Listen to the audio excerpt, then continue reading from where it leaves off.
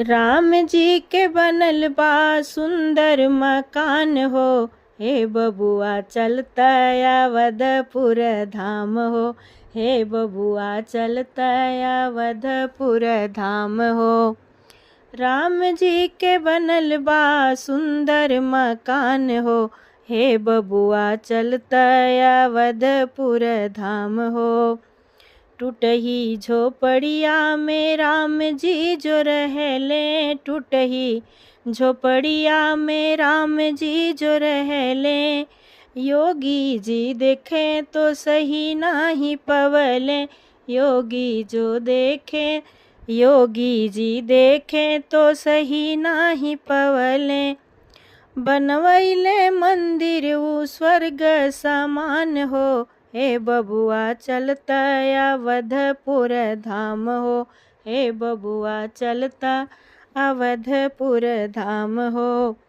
बनवैले मंदिर उ स्वर्ग समान हो, हे बबुआ चलता अवधपुर धाम हो। शालिग्राम शिला के प्रतिमा बनल बा, शालिग्राम शिला के प्रतिमा बनल बा। पलने में राम जी के अलगई छवि बा, पलने में राम जी के अलगई छवि बा। लगी है नजरिया कौशल्या के लाल को, हे बबुआ चलता अवधपुर धाम हो, हे बबुआ चलता अवधपुर धाम हो।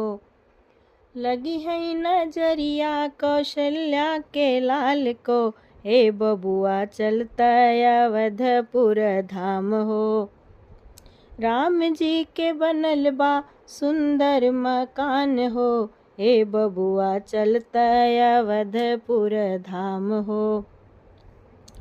राम जन्म भूमि बा कनक भवन बा, राम जन्म भूमि और कनक भवन बा। दशरथ महल और संतन भवन बा, दशरथ महल और संतन भवन बा। हनुमत के पहरा, हनुमत के पहरा अयोध्या में लगल बा, हे बबुआ चलता अवधपुर धाम हो, हे बबुआ चलता अवधपुर धाम हो। हनुमत के पहरा अयोध्या में लगल बा, हे बबुआ चलता अवधपुर धाम हो। राम जी के बनल बा, राम जी के बनल बा सुंदर मकान हो, हे बबुआ चलता अवधपुर धाम हो, हे बबुआ चलता अवधपुर धाम हो, हे बबुआ चलता अवधपुर धाम हो।